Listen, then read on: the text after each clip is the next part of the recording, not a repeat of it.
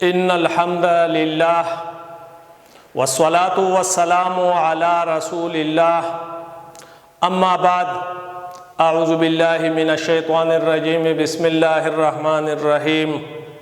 وہ زمانے میں معزز تھے مسلمہ ہو کر، وہ زمانے میں معزز تھے مسلمہ ہو کر، اور تم خوار ہوئے تھارے کے خورا ہو کر۔ میرے معزز طلبہ و طلبات،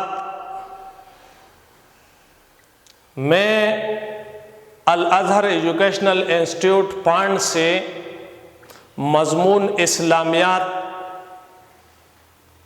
کے بارے میں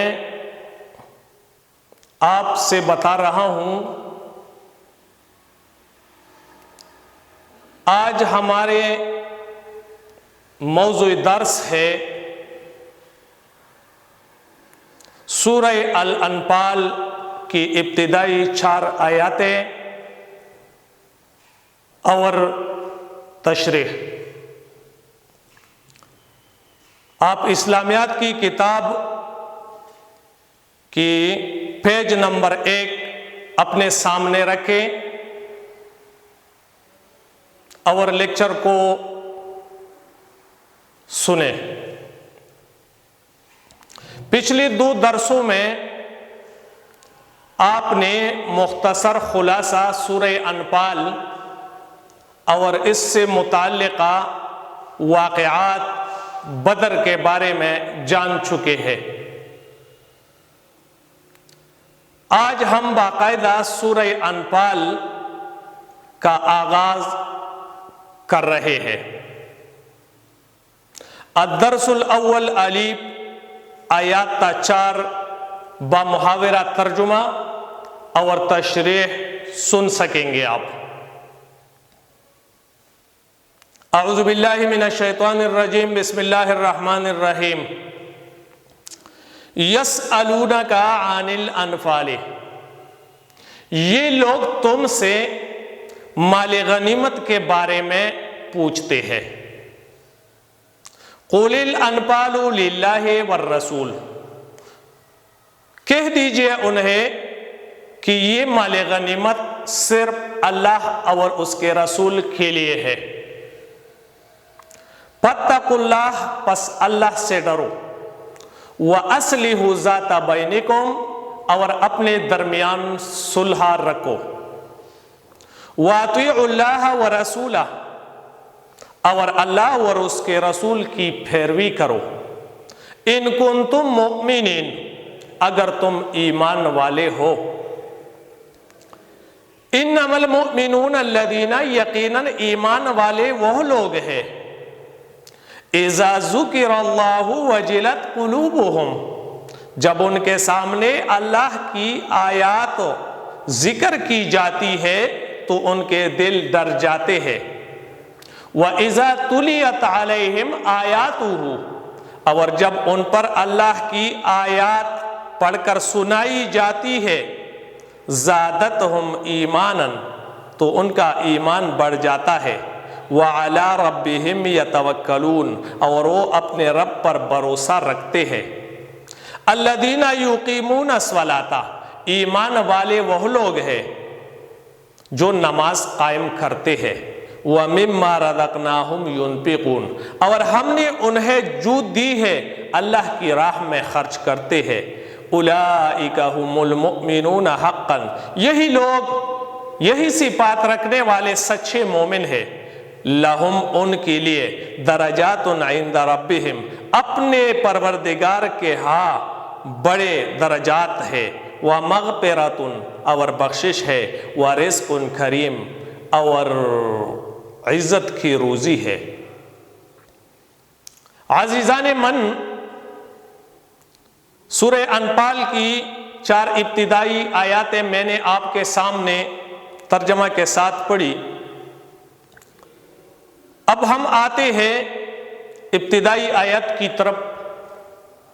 یسألونک عن الانفال، یہ لوگ تم سے مال غنیمت کے بارے میں جانتے ہیں۔ یسألونک، مخاطب ہے اللہ کی طرف سے حضور اقدس صلی اللہ علیہ وسلم،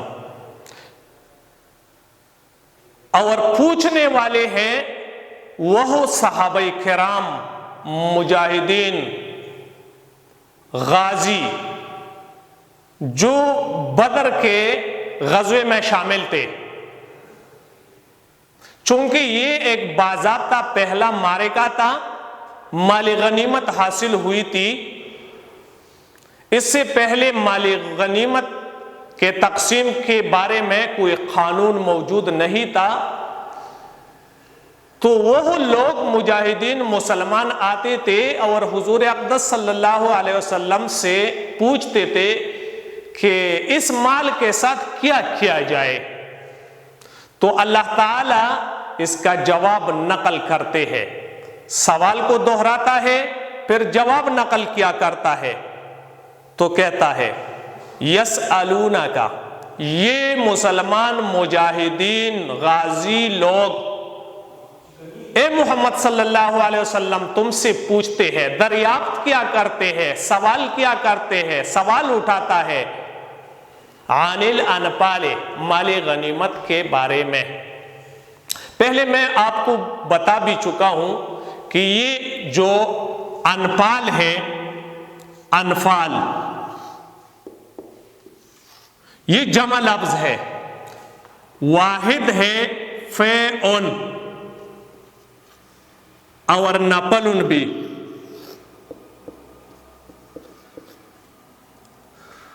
عام معنی تو ہم کیا کرتے ہیں انفال مال غنیمت،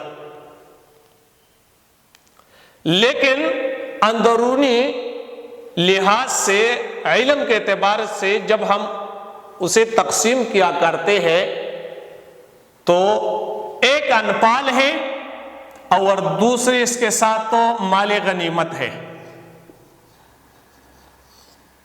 مال غنیمت، مال غنیمت یہ تو اس کا ترجمہ بھی ہے، انفال کا معنی مال غنیمت سے ہم کیا کرتے ہیں اردو میں، لیکن دونوں عربی کے الفاظ ہیں، انفال بھی اور غنیمت بھی۔ جب ہم اسے تقسیم کیا کرتے ہیں تو انفال الگ چیز ہے اور غنیمت الگ چیز ہے۔ پہلے انفال، چونکہ جمع لفظ ہے پیعن اور نپل، اس کے واحد ہے، تو انفال اصطلاحی معنی میں وہ مال ہے، وہ مال ہے جو مسلمانوں کو کفار سے جہاد کرنے کے بعد حاصل ہو جاتی ہے، وہ مال جو کفار سے جہاد کے بعد حاصل ہو جاتی ہے، لیکن اس میں کوئی لڑائی اور جنگ نہیں ہوتی، جنگ کوئی نہ ہو، ویسی ہی کفار سلامی ہو جائے، سرنڈر ہو جائے، کوئی قتال نہ ہو جائے، کوئی شہداء بھی نہ آ جائے، کوئی نہ مارا جائے، زخم بھی نہ آ جائے، اور ویسی ہی اللہ تعالیٰ اپنے مسلمانوں کے ساتھ فضل کر کے جو مال مسلمانوں کے ہاتھ لگ جاتا ہے اسے ہم انفال یا مال پے کہتے ہیں۔ قرآن مجید میں ہے وَمَا آپَا اللَّهُ عَلَيْكَ فَمَا أَوْجَبْتُمْ عَلَيْهِ مِنْ خَيْلٍ وَلَا رِكَابٍ وَلَكِنَّ اللَّهَ يُسَلِّطُ رُسُلَهُ، یعنی یہ مال پہ وہ مال ہے کہ تم نے اس پہ جنگ نہیں کیا ہے، اللہ تعالیٰ نے ویسی ہی اپنے فضل سے آپ کو ان پہ مسلط کیا ہے، اور کافر سرنڈر ہو کے صلح ان کے ساتھ ہو کے بھاگ کے میدان جنگ سے، اور اس کے بعد جو مال تمہارے ہاتھ آ جاتی ہے اسے مال پے یا مال انفال کہا جاتا ہے۔ دین اسلام میں اس کی تقسیم کار الگ طریقے سے ہے جو اپنی اپنی جگہ آئیں گے۔ دوسرا ہے مال غنیمت۔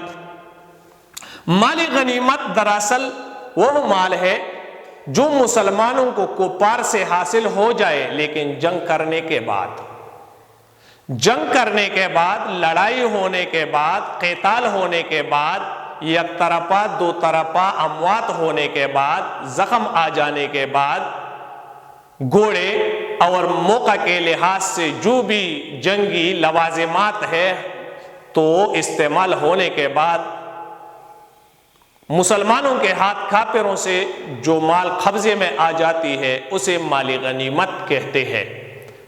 اس کا تقسیم کار دین اسلام میں الگ ہے، اپنی جگہ آئیں گے۔ یہاں پہ دونوں کے بارے میں بتایا جا رہا ہے کہ یسألونک عن الانفال، یہ لوگ تم سے مال غنیمت کے بارے میں پوچھتے ہیں، یعنی اے محمد صلی اللہ علیہ وسلم تم سے یہ مسلمان مجاہدین لوگ غزوہ کرنے کے بعد آتے ہیں اور تم سے دریافت کیا کرتے ہیں، پوچھتے ہیں، بتا رہے ہیں کہ اس مال کے ساتھ کیا کیا جائے۔ تو یہ جواب ہے اللہ تعالیٰ کی طرف سے، یہ سوال نقل کیا گیا، اب جواب قل کہہ دیجئے انہیں اے محمد صلی اللہ علیہ وسلم، الانفال یہ مال غنیمت، چاہے وہ غنیمت کا مال ہو چاہے وہ مائے پہ ہو، للہ والرسول یہ اللہ اور اس کے رسول کے لیے ہے، کیونکہ مسلمانوں کا جہاد کرنا مال کے لیے نہیں ہوتا، تو آپ اس میں بے جا مداخلت نہیں کر سکتے کہ اپنی جیب میں ڈالے بلا تقسیم اسے استعمال کرے، یہ تو ممنوع ہے دین اسلام میں، یہ تو صرف اللہ اور اس کے رسول کے لیے ہے۔ اپنی جہاد اللہ کی راہ میں اللہ کی خوشنودی حاصل کرنے کے لیے پیغمبر کی اطاعت کے لیے کی ہے، تو یہ مال صرف اللہ اور اس کے لیے مختص ہے۔ الانفال للہ والرسول یہ تو صرف اللہ اور اس کے رسول کے لیے ہے۔ آپ کا کام یہ ہے کہ پتقوا اللہ، پس اللہ سے ڈرو، اللہ سے ڈرتے رہنا۔ خصوصاً یہاں پہ تذکرہ ہے کہ مال غنیمت کے تقسیم کے بارے میں، کیونکہ حدیث سے یہ بات ثابت ہے کہ جس نے بھی جو تسمہ ہے یعنی جوتے کا معمولی تسمہ قبل از تقسیم کسی نے استعمال کیا اپنے ہارا، تو قیامت کے دن وہ چور کے زمرے میں اس پہ آئے گا۔ تو اس لیے اللہ تعالیٰ کہتا ہے پتقوا اللہ، یہاں پر تقوی زیادہ تر موقوف اور منحصر ہے مال غنیمت کے تقسیم سے پہلے مال کو لے لینا۔ پتقوا اللہ اس بارے میں اللہ سے ڈرتے رہنا۔ نمبر 2 وَأَصْلِحُوا ذَاتَ بَيْنِكُمْ اپنے درمیان صلح رکھو، اختلافات پیدا نہ کرو، مسلمان آپس میں صلح صفائی سے رہو۔ وَأَصْلِحُوا ذَاتَ بَيْنِكُمْ اپنے درمیان صلح سے رہو، امیر کی اطاعت کرو، ایک دوسرے کے حقوق کا خیال رکھو اور آپس میں اختلافات نہ رکھو۔ وَأَصْلِحُوا ذَاتَ بَيْنِكُمْ کیونکہ آپ کو پتہ ہے دین اسلام کے واسطے یہ ہے کہ اختلافات سے اتفاق ختم ہو جاتی ہے اور آپس میں جو مسلمانوں کے طاقت کا جو اندازہ ہے وہ بھی ختم ہو جاتی ہے۔ تو اس لیے اللہ تعالیٰ کہتا ہے مسلمانوں کو وَأَصْلِحُوا ذَاتَ بَيْنِكُمْ اپنے درمیان صلح صفائی سے رہو۔ نمبر 3 وَأَطِيعُوا اللَّهَ وَرَسُولَهُ اللہ اور اس کے رسول کی اطاعت کرو۔ وَأَطِيعُوا اللَّهَ وَرَسُولَهُ اللہ اور اس کے رسول کی اطاعت کرو، فرمانبرداری کرو اللہ اور اس کے رسول کا۔ کہاں مانو اللہ اور اس کے رسول کا؟ وَأَطِيعُوا اللَّهَ وَرَسُولَهُ فرمانبرداری کرو، اطاعت کرو، حکم مانو، بات مانو، کس کی؟ اللہ اور اس کے رسول کی۔ گویا کہ ہم یوں کہہ سکتے ہیں وَأَطِيعُوا اللَّهَ وَرَسُولَهُ قرآن و سنت کی پیروی کرو، آپس میں اختلافات نہ رکھو، جو تمہیں اللہ کہتا ہے اپنے قرآن کے ذریعے اور جو تمہیں رسول کہتا ہے حکم کے ذریعے اس پہ عمل کرو۔ ان کنتم مؤمنین اگر تم ایمان والے ہو، ان شرط ان کنتم مؤمنین اگر آپ اپنے آپ کو ایمان والے کہہ رہے ہیں تو پھر اطاعت کرو اللہ اور اس کے رسول کی، آپس میں اختلافات نہ رکھو، صلح صفائی سے رہو اور اللہ سے ڈرتے رہنا۔ یہ آپ کے لیے لازم ہے، نہ کہ یہ کہ مال غنیمت کے ساتھ کیا جائے، آپ کے ساتھ مال کا کوئی تعلق نہیں ہے۔ مال جو بھی اللہ اور اس کے رسول اس کا حکم دیتا ہے تقسیم کرنے کا، اسی طریقے پہ تقسیم ہی ہوگا۔ آپ ان باتوں کا خیال آپس میں رکھو۔ اب ہر شخص کہتا ہے کہ میں تو اچھا مومن ہوں، میں تو مومن ہوں، میں تو ایمان والا ہوں، تو اللہ تعالی مومنین کی کچھ صفات بیان کیا کرتے ہیں کہ جن افراد میں ایمان کی یہ صفات موجود ہو وہ دراصل صحیح اور سچا مومن ہے۔ پیارے طالب علم و طلبات، آپ اسلامی مطالعہ سے جان چکے ہیں کہ ویسی ہی قرآن مجید میں مومنوں کی بہت سی صفات بیان ہوئے ہیں، پہلے پارہ میں بھی ہے اور قرآن مجید کے حصوں میں بھی ہے، لیکن یہاں پہ جو سورہ انفال میں مومنوں کی جو 6 صفات بیان ہوئے ہیں وہ درج ذیل ہے۔ اللہ تعالیٰ فرماتا ہے انما المؤمنون الذین، یقیناً ایمان والے وہ لوگ ہیں، اذا ذکر اللہ وجلت قلوبہم، جب ان کے سامنے اللہ کا ذکر کیا جاتا ہے، اللہ کا نام لیا جاتا ہے، اللہ بولا جاتا ہے، وجلت قلوبہم، تو ان کے دل ڈر جاتے ہیں، خوفداری آ جاتی ہے ان کی دلوں میں، لرز جاتے ہیں ان کے دل اللہ کے نام لینے سے۔ جب وہ خود اللہ کا نام لیتا ہے یا کوئی اور اس کے سامنے اللہ کا تذکرہ کیا کرتا ہے تو مومن کے دل میں خشوع و خضوع پیدا ہوتی ہے۔ اس لیے اللہ تعالیٰ نے فرمایا اذا ذکر اللہ وجلت قلوبہم، جب ان مومنین کے سامنے اللہ کا ذکر کیا جاتا ہے تو ان کے دل ڈر جاتے ہیں۔ قلوب قلب کی جمع ہے، وجلت ڈر جاتے ہیں، گھبرا جاتے ہیں، لرزتاری آ جاتی ہے، خوفداری ہو جاتی ہے۔ ہم ان کے دلوں میں ضمیر جمع غائب ہے، مذکر، وَإِذَا تُلِيَتْ عَلَيْهِمْ، اور جب یہ تیسرا صفت ہے، نمبر 1 صفت کہ ان کے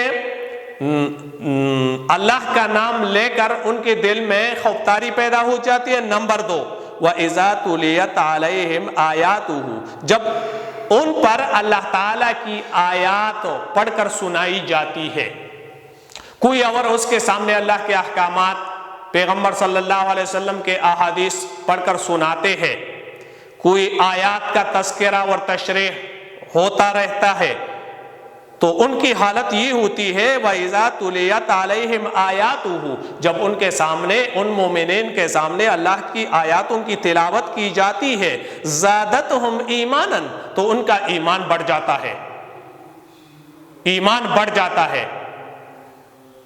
امام ابو حنیفہ کی نزدیک ایمان ایک ایسا نقطہ ہے جس میں کمی اور زیادتی واقع نہیں ہو جاتی، تو معنی کیا کرتا ہے کہ اس میں قوت اور ذوق پیدا تو ہو سکتی ہے۔ تو مومنین کے سامنے جب اللہ کی آیات پڑھ کر سنائی جاتی ہے تو ان کی ایمان میں مٹھاس، لذت آ جاتی ہے، باغ باغ ہو جاتا ہے ان کے دل۔ زادتہم ایماناً، تو ان کا ایمان مضبوط بنتا ہے، بڑھ جاتا ہے، لذت اور مٹھاس پیدا ہوتا ہے اس میں۔ وَعَلَىٰ رَبِّهِمْ يَتَوَكَّلُونَ، اور وہ اپنے رب پر بھروسہ بھی رکھتے ہیں۔ مومنین وہ لوگ ہیں وَعَلَىٰ رَبِّهِمْ، اپنے رب اللہ پہ، يَتَوَكَّلُونَ، بھروسہ بھی رکھتے ہیں، اعتماد بھی رکھتے ہیں۔ الَّذِينَ، یہ ایمان والے وہ لوگ ہیں يُقِيمُونَ الصَّلَاةَ، جو نماز قائم کیا کرتے ہیں۔ يُقِيمُونَ الصَّلَاةَ، قیام کا لفظ آیا ہے، اجتماعی طرف اشارہ ہے، امامت کی طرف اشارہ ہے، قیام اشارہ ہے کہ تمام مسلمان مل کر نماز قائم کرے۔ یقیمون الصلاۃ، وہ نماز قائم کیا کرتا ہے؟ اپنے لوازمات کے ساتھ، فرائض، واجبات، مستحبات، سنن کا خیال رکھتے ہوئے پابندی کے ساتھ نماز قائم کیا کرتے ہیں۔ وَمِمَّا رَزَقْنَاهُمْ يُنْفِقُونَ، اور ہم نے انہیں جو بھی دی ہے، جو مال دی ہے، جو صلاحیتیں دی ہے، اللہ کی راہ میں خرچ کیا کرتے ہیں۔ ہم یوں بھی کہہ سکتے ہیں کہ الذین یقیمون الصلاۃ، ایمان والے وہ لوگ ہیں جو عبادات بدنی ادا کرتے ہیں، کیونکہ عبادات بدنی میں سب سے سر فہرست نماز ہی ہے، تو اس کا تذکرہ اللہ نے فرمایا، اور بقایا تمام عبادات بدنی اس پہ قیاس ہے۔ وَمِمَّا رَزَقْنَاهُمْ يُنْفِقُونَ، اور ہم نے انہیں جو مال دی ہے اللہ کی راہ میں خرچ کیا کرتے ہیں.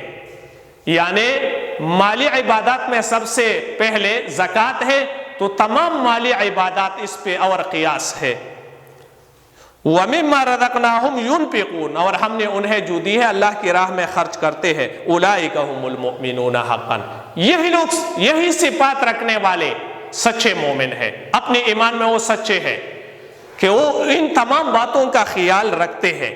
اب اللہ تعالیٰ ان کے لیے دو خوشخبریاں دیتے ہیں, ایک دنیا سے متعلق اور دوسرا آخرت سے. لہم ان کے لیے, ایسی صفات رکھنے والوں کے لیے, درجات اونچے رتبے ہیں, اعلیٰ رتبے ہیں, مرتبے ہیں, عند ربہم اپنے پروردگار کے ہاں, کوئی اور جگہ نہیں, اللہ کے ہاں ان کے لیے اونچے اونچے مقامات ہیں, اونچے اونچے رتبے ہیں, اعلیٰ رتبے پہ وہ فائز ہوں گے آخرت میں اللہ کی دربار میں. یہ خوشخبری ہے ان کے لیے. نمبر 2 وَمَغْفِرَةٌ ان کے لیے بخشش بھی ہے. یعنی جن سے گناہ سرزد ہوتی ہے تو اللہ تعالیٰ ان کی مغفرت کیا کرتے ہیں, وہ ہو اللہ سے اپنی خطاؤں کی معافی مانگتے ہیں, اسباب مہیا کرتے ہیں تو اللہ تعالیٰ ان کو معاف کر دیتے ہیں. وَرِزْقٌ کریم اور ان کے لیے عزت کی روزی ہے.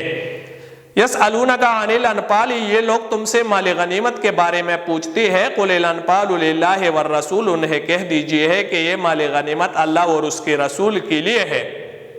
فاتقوا اللہ پس اللہ سے ڈرو. واصلحوا ذات بینکم اور اپنے درمیان صلح صفائی رکھو.